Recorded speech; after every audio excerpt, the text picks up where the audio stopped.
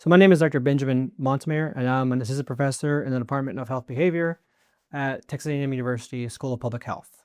So being sober curious means that you're rethinking your relationship with alcohol. It's not to be confused with someone who chooses a sober lifestyle. Sober curious is more about uh, thinking about your relationship. It's about flexible. It's not an all or nothing thing, as opposed to someone who's going through the sobriety journey. It's someone who's determining, does it matter currently in my lifestyle? Do I value it currently? It doesn't mean that it's going to be a forever decision. It's transient. It could mean that they choose not to drink today, but maybe they drink next week, as opposed to saying, I want to be a part of everything. I want to be immersed in all of it. It's intentional. It's not chronic. It doesn't have to be chronic. It doesn't have to be long-term. It could turn into an entire sober lifestyle. It's just at the moment, it's rethinking your relationship and determining whether you want alcohol to be a part of your lifestyle currently.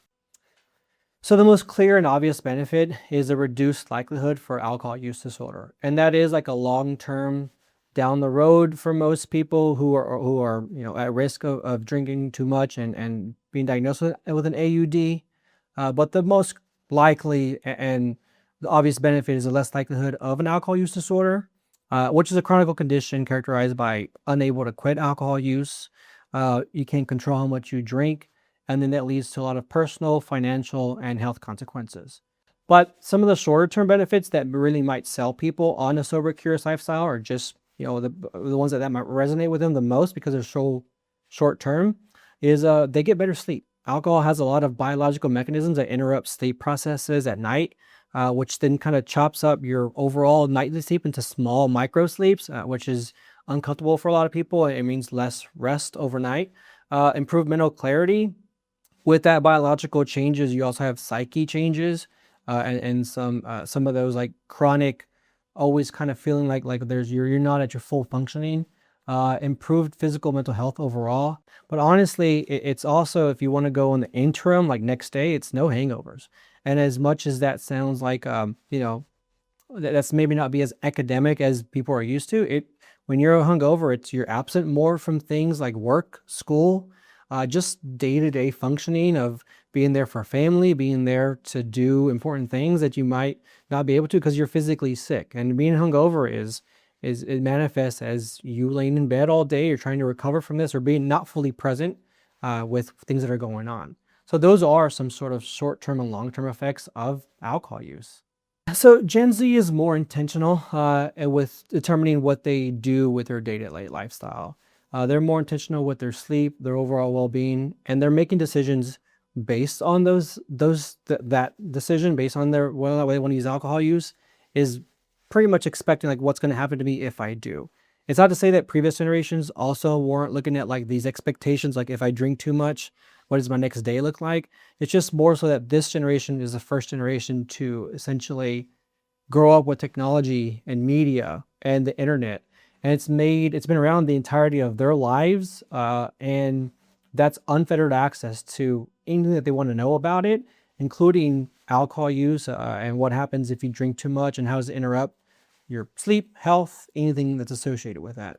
I think we think of peer pressure as the definition in the past of being pressured into doing something.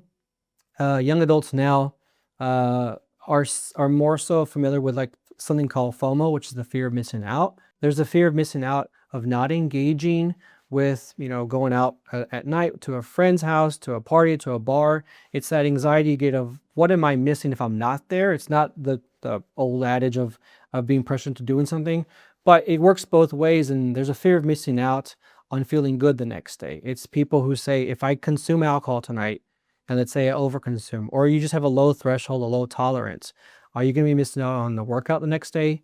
Will you feel like you're kind of wasting a day because you're in recovery the full day, you're feeling a little off your access? And will it negate all the hard work that you put in the night before, the week before, as a way to say, if I drink, the consequences are X, and am I willing to risk am I willing to risk that when I know that that's the outcome? Gen Z is into fitness, and not to say other generations weren't. It's just more so that there's a lot of social activities surrounded by this that don't center around drinking. Gyms, fitness, and then also just being chronically online in which this generation is more online than previous generations, it means that you can make some money from being healthy. It's not just about posting stuff. There's ads, there's incentives for people who make this their entirety of their life to say there's some compensation that you could get from that. So for Gen Z, it's a part of like a bigger health conversation. They're thinking through things like sleep, stress, and mental health. I mean, mental health issues are on the rise in current, research, based on current research, but it's also because we're also more mental health conscious. They're also exposed to things like health history. So nowadays, you have relatively quick access to family history. You have access to understanding more about what are some predisposed factors that I have. Is it addiction? Is it sort of comorbidities of mental health and substance use? Does it trigger something worse if we consume alcohol? And they can get quick access to their family history quicker than we've ever been able to get in the past. And so they understand their risk for addiction and other health consequences, and then they can weigh those things and whether or not they want to drink, knowing that enough of this behavior could result in this consequence. Social media plays a big role in this. It's not just a correlational effect. It's exposing people to lifestyles that don't revolve around alcohol, which gives them more options and different perspectives, which then can trigger a new conscious generation or even some more sober, curious people. For all of its downsides and criticisms that social media and online receives, and it's rightfully so to receive that criticism, it's exposing Gen Z to lifestyles and perspectives around alcohol that previous generations didn't have access to or didn't have quick access to. So we're making faster decisions because social media is allowing that influence to happen. It's allowing us to make those decisions saying, if I follow this, I could achieve this. And that wasn't something that we could quickly see in previous generations.